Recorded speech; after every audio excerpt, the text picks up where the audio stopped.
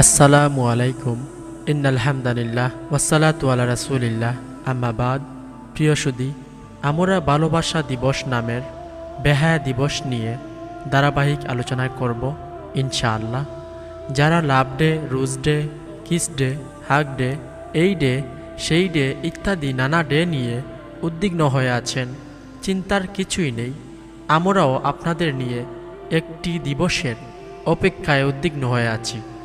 আজ তো এক ডে আসতে না আসতেই সে ডেটা নিমিষেই শেষ হয়ে যায়, কিন্তু আমরা যে ডে নিয়ে চিন্তিত তা মুহূর্তের মাঝে হারাবে না। কেননা পৃথিবীর একদিন বা 2 দিন বা 100 দিনের সমান সে দিনটা নয়। কত হতে পারে জানেন?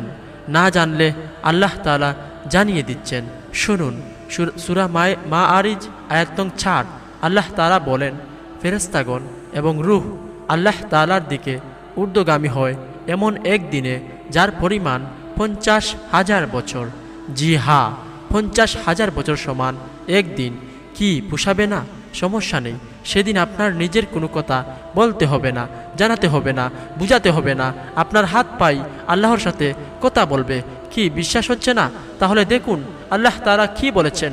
সূরা ইয়াসিন আয়াত নং 65। মহান আল্লাহ তাআলা বলেন, আজ আমি তাদের মুখে মুহর এঁটে দিব, তাদের হাত পা আমার সাথে কথা বলবে এবং তাদের পা তাদের কৃতকর্মের সাক্ষ্য দিবে। ডে পালনের জন্য অবশ্যই ভালো ওয়েদার প্রয়োজন।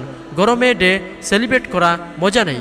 আর তাই তো আল্লাহ সেদিনকে সাজিয়ে দিয়েছেন এক বিভৎস রূপ দিয়ে। তিনি জানিয়ে দিচ্ছেন আমাদের আকাশ কেমন হবে সেদিন। সেদিন আকাশ হবে গলিত থামার মতো। সূরা মাআরিজ আয়াত নং 8। পর্বতসমূহ কেমন হবে সেদিন, এবং পর্বতসমূহ হবে রঙিন পশমের মতো।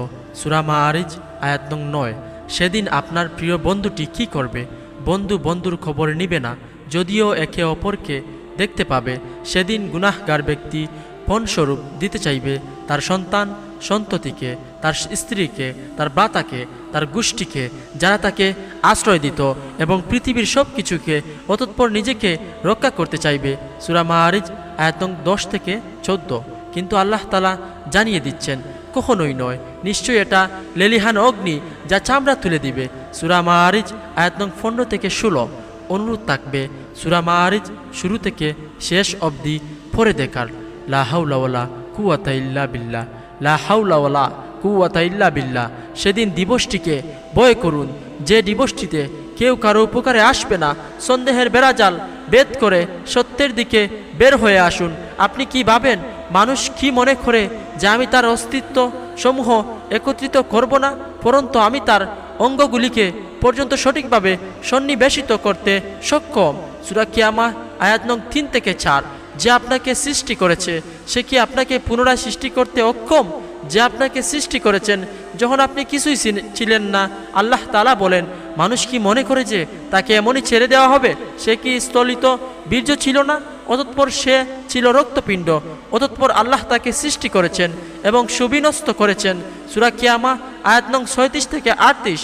আল্লাহ তাআলা আপনার মন সম্পর্কে সর্বাধিক অবগত। তিনি ভালোই করে জানেন আপনি কি চান। উপদেশ বুদ্ধিমান, বিচক্ষণ, জ্ঞানী মুমিনদের জন্য কাজে দে। আবার আপনার জন্য কতটুকু ফলপ্রসূ হবে আল্লাহ তা ভালো জানেন। আপনার মনের ইচ্ছেগুলো এই নয় তো আল্লাহ বলেছেন, বরং মানুষ তার ভবিষ্যৎ জীবনেও দৃষ্টতা করতে চায়। সূরা কিয়ামা আয়াত নং 5। নাকি আমার কথায় সন্দিহান হয়ে প্রশ্ন জুড়েছেন মনে? সে প্রশ্ন করে, কিয়ামত দিবস কবে? সূরা কিয়ামা আয়াত নং 6। আপনি যা ভাবেন তা কিভাবে কুরআনের সাথে মিলে যায়, তাই না? আল কুরআনের মাপকাঠিতে নিজেকে যাচাই করতে অনুরোধ থাকবে সূরা কিয়ামাটা শুরু থেকে শেষ পর্যন্ত পড়ার। হে আল্লাহ, বিশ্ব ভালোবাসা দিবস নামে এই অবৈধ দিবস থেকে আমাদের মুসলিম উম্মাহকে রক্ষা করো। আমিন ইয়া রাব্বাল আলামিন। মা সালাম।